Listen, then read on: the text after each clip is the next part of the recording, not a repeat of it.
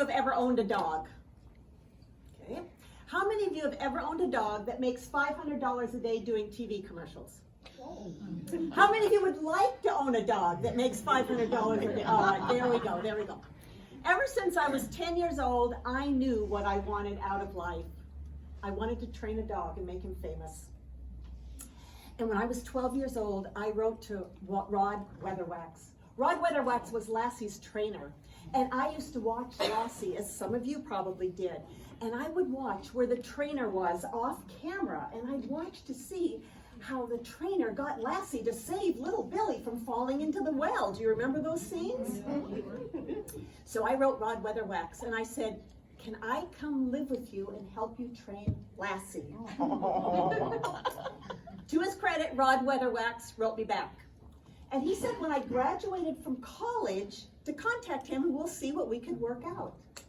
And you know, that letter gave me hope because I didn't have many friends. I came from a dysfunctional family where I was told I would never amount to anything. And that letter gave me validation that I could be the weird girl that wanted to make a dog famous. Well, fast forward to graduating from college, getting married, and I didn't think it was appropriate to leave my husband and go live with Rod Weatherwax in Hollywood. So I stayed in the marriage. But I did keep talking about making a dog famous. And then it hit me. The one thing I needed to make my lifelong dream come true was a dog. The next day I went out and I bought Sherman. He was this adorable, floppy-eared, brown and white Springer Spaniel, and I loved that dog. But then I panicked. How do you get a dog famous? I figured he had to be different from other dogs. So I taught him to play a toy piano and sing or bark. And if I went, "Hachoo!" he would bring me a tissue from the box. Oh, I know, he was adorable. And he had a little plastic basketball, and he would slam dunk it into a preschool basketball hoop. Now, all your dogs can do that, right? Oh, okay. But I told my boss that I needed time off of work so that I could take Sherman to auditions. And my boss knew how obsessed I was with this dream, and he said, yes, you can have time to take Sherman to auditions. The only problem was Sherman didn't have any auditions. I didn't have any marketing or promotion experience, and this was way before social media, so he didn't have a website like Freddie does, all right? That didn't exist back then. But I decided to start by getting Sherman an 8x10 glossy headshot, or in this case, a body shot, right? Well, this headshot got him a job doing a commercial for Reebok, which also ended up with a print ad for Reebok. I love this group, just Sherman was then hired to be on 26 billboards all over Seattle for an ad for KJR Radio. Let's see if I've got this. Here we go. For KJR Radio. So there were 26 of these all over Seattle. And the first time I saw his billboard, I stopped the car. It was on the freeway, pulled over the side, stopped the car. And if you'll ever look at billboards, there's a little ladder that goes up every billboard. Yes. Yes, I climbed up the ladder so that I was standing next to the bottom of the billboard, and along I-5, I'm waving to the cars going, that's my dog, that's my dog.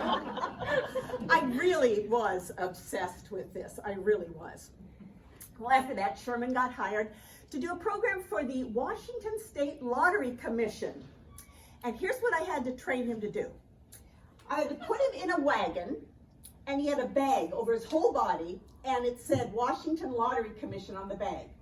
I had to pull him into the room, and then he had a typewriter. He had to take his paws and type a letter on the typewriter, then use his mouth and pull the paper out of the roller and deliver it to the head of the Washington Lottery Commission. Now, all your dogs could do the same thing, right? Oh my God. And after that, I realized it was time to update Sherman's resume. Just like I'm sure all of your dogs have resumes. So his resume was looking pretty good. It was looking so good, I had to put together a portfolio of all his press clippings that he had. Then it happened. I got a call from Amblin Productions asking if Sherman could be in a Steven Spielberg movie that some of you may have heard of, Harry and the Hendersons.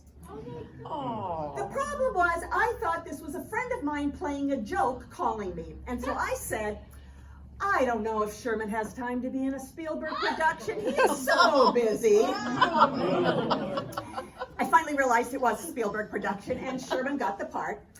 And what he had to do was, wait for it, he had to squat down so it looked like he was relieving himself. I'm sure that was a very crucial scene to the entire movie.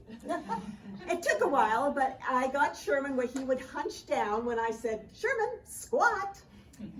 And 2 days before we were going to film, I got a call from the assistant director saying because of rain, they were behind schedule and Sherman's scene was cut. Oh. Cut! And I was devastated. And I have boycotted all Spielberg movies ever since, as should all of you. A few weeks later, Sherman got a job doing an industrial film for Cummins Generators. I know it's not as sexy as a Spielberg movie. And the producer said they would come pick us up in Bellingham, and where we live, and bring us down to Seattle. Well, the night before we were going to leave, Sherman encountered a skunk.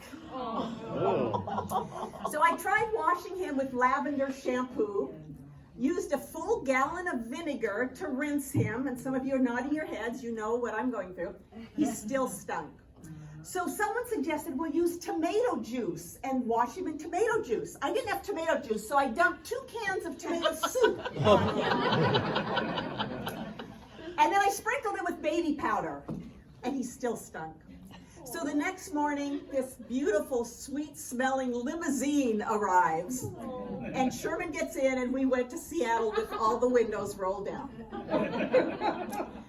Well, we get to Seattle, and the cast and crew were so excited to see a famous dog that they didn't mind the skunk smell. And it could be because about half of them were high. So we ended up driving 8 hours to the lighthouse in Bandon, Oregon in a van that reeked of weed and skunky dog. And I'd never been so happy in my life. So early the next morning, before we were going to shoot, I was standing up on a cliff, and Sherman was on the beach, running along, chasing the seagulls. And it was sort of like a dramatic soap opera scene because the wind is blowing through my hair, and the birds are singing, and the sun is rising, and the tears are coming down my face because I realize my dream has come true, my lifelong dream. And the girl that was told she'd never amount to anything, she made her dream come true. And it may not have been a dream as grandiose as starting a new Microsoft or discovering the cause of autism, but it was my dream, and I'd made it happen. So take that, Steven Spielberg.